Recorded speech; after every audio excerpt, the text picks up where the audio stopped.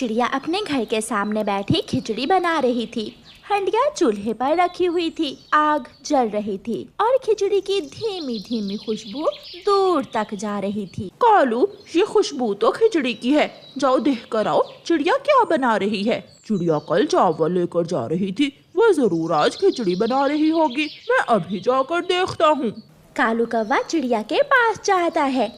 चिड़िया चिड़िया, तुम क्या बना रही हो? कौवे, मैंने आज अपने दोस्तों की दावत की है। कबूतर और तोते को मैंने शाम के खाने पर बुलाया है। हम सब आज मिलकर खिचड़ी खाएंगे। चिड़िया, मैं भी तो इसी जंगल में रहता हूँ, क्या तुम मुझे नहीं बुलाओगी दावत पर? नहीं, बिल्कुल नहीं। याद है ना, पिछली बार तुम मेरी सारी खिचड़ी चुरा कर खा गए थे। तुम मेरे दोस्त नहीं हो, इसलिए मैं तुम्हें नहीं बुलाऊंगी। कमजोर छोटी चिड़िया, कौवे से कैसे बात करते हैं, भूल गई हो तुम? मुझे भी कौवा कहते हैं, कौवा। गुस्से में कालू कौवा वहाँ से चला जाता है। चिड़िया की बेटी गुड़िया नदी से पानी लेकर आ जाती है। मम्मा, मैं पानी ले आई हूँ और कोई काम है तो आप मुझे बताइए। गुड़िया बेटी, जंगल जाओ और 2-4 सूखी लकड़ियाँ ले आओ, आग बुझ रही है। मैं अभी लकड़ियाँ लेकर आती हूँ। गोरी, वो छोटी चिड़िया मुझे जला जला कर बोल रही थी, अपने दोस्तों की दावत की है, कबूतर और तोते की। कालू, वो गंदी आंखों वाला कबूतर और बड़ी चोंच वाला तोता खिचड़ी खाएंगे और मैं खाऊंगी सूखा दाना। ऐसे नहीं हो सकता, तुम रुको, मैं कुछ करती हूँ। गोरी कौवी अपने घर से निकलती है और सीधी तोते के पास जाती है। तोते तोते, मैं अभी अभी चिड़िया के पास गई थी। चिड़िया कहती है कि तोते की नीयत बहुत गंदी है, आए रोज मेरे घर खिचड़ी खाने आ जाता है। मुझे चिड़िया ने खुद बुलाया था, इसलिए मैं गया था।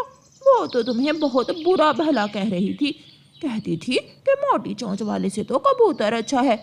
और चिड़िया ने ये भी कहा कि तुम्हारी चोंच बहुत बड़ी है, इसलिए तुम जब भी चिड़िया के घर दावत पर जाते हो सारा खाना ही खा जाते हो। अगर चिड़िया ने ऐसे कहा है तो मैं भी चिड़िया से बात नहीं करूँगा। मैं भी आज चिड़िया की दावत पर नहीं जाऊँगा। मुझे तो पहले ही पता था, मेरा तोता भाई इज्जत वाला पक्षी है, कभी भी चिड़िया से बेइज्जती नहीं करवाएगा। अच्छा, अब मैं जाती हूँ, मुझे अपने लिए दाना लेने भी जाना है। गोरी कौवी वहाँ से उड़ती है और कबूतर के पास चली जाती है। कबूतर कबूतर, तुम्हारी आंखें तो बहुत खूबसूरत हैं। वो है ना चिड़िया की बच्ची, उसने मुझसे कहा कि तुम्हारी आंखें बहुत गंदी हैं और जब दिल करे तुम मुंह उठाकर चिड़िया के घर खाना खाने चले जाते हो। चिड़िया खुद ही हमारी दावत करती है और फिर बाद में दूसरों से बातें करती है।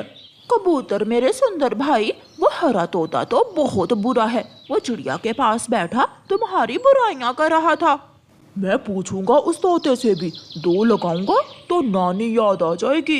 मेरी मानो तो उसकी चोंच ही तोड़ देना, बड़ी सी। गौरी अपना काम करने के बाद घर चली जाती है। चिड़िया की खिचड़ी तैयार हो जाती है। वो खिचड़ी बनाकर घर ले जाती है। गुड़िया बेटी, खिचड़ी तो बन गई, मगर अभी तक ना ही तोता आया है और ना ही कबूतर। आप जाओ और उनको बुला लाओ।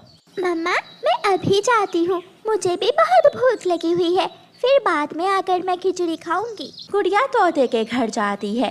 तोता रास्ते में ही बैठा हुआ था, वो लाल मिर्ची खा रहा था। अंकल, आप यहाँ बैठे लाल मिर्ची खा रहे हो और मम्मा ने आपके लिए खिचड़ी बनाई हुई है। मुझे नहीं खानी खिचड़ी तुम्हारी मम्मा की। अंकल, क्या हुआ? आपको मम्मा बुला रही है। अपनी माँ से जाकर बोल दो मैंने लाल मिर्ची खा ली है, मैं खिचड़ी खाने नहीं आऊँगा। गुड़िया बेचारी वहाँ से चली जाती है। फिर गुड़िया कबूतर के पास जाती है। अंकल कबूतर, जल्दी आ जाइए, आपको मम्मा बुला रही है, सब तैयार है, खिचड़ी बन गई है।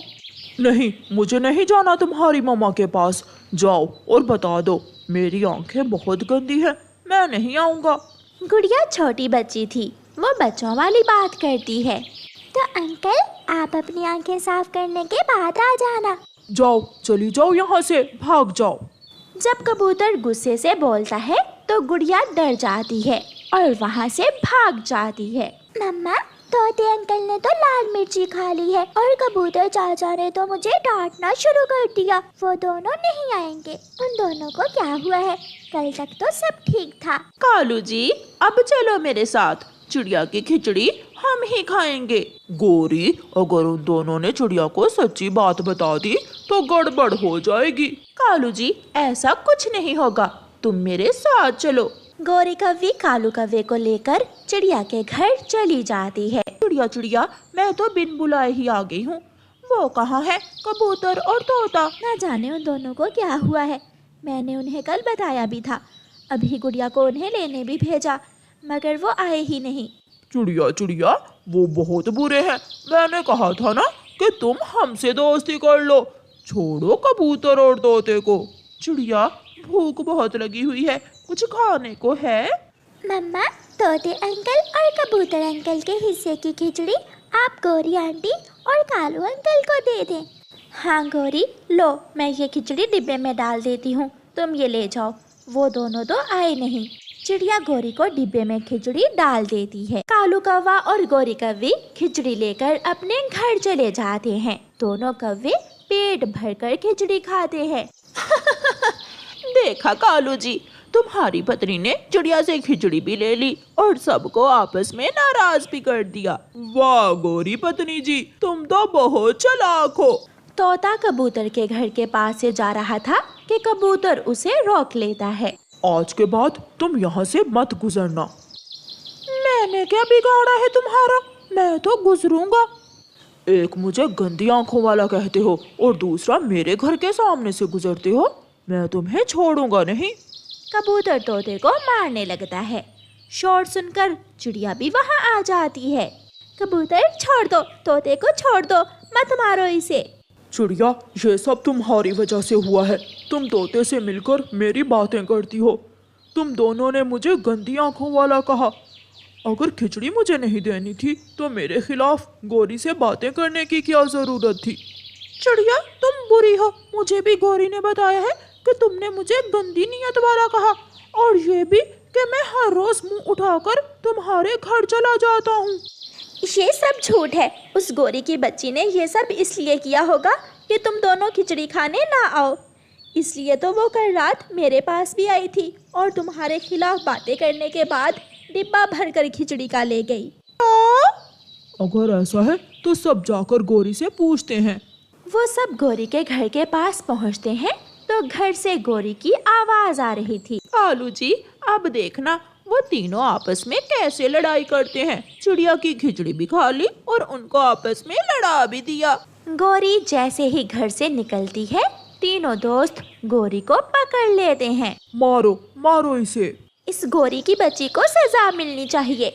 फिर वो तीनों दोस्त गोरी की खूब पिटाई करते हैं। चिड़िया, मैं शर्मिंदा हूँ। हमें किसी के कहने पर आपके बारे में ऐसा नहीं सोचना चाहिए था। तोते और कबूतर भैया इसीलिए तो कहते हैं कि सुनी सुनाई बातों पर विश्वास कभी नहीं करना चाहिए।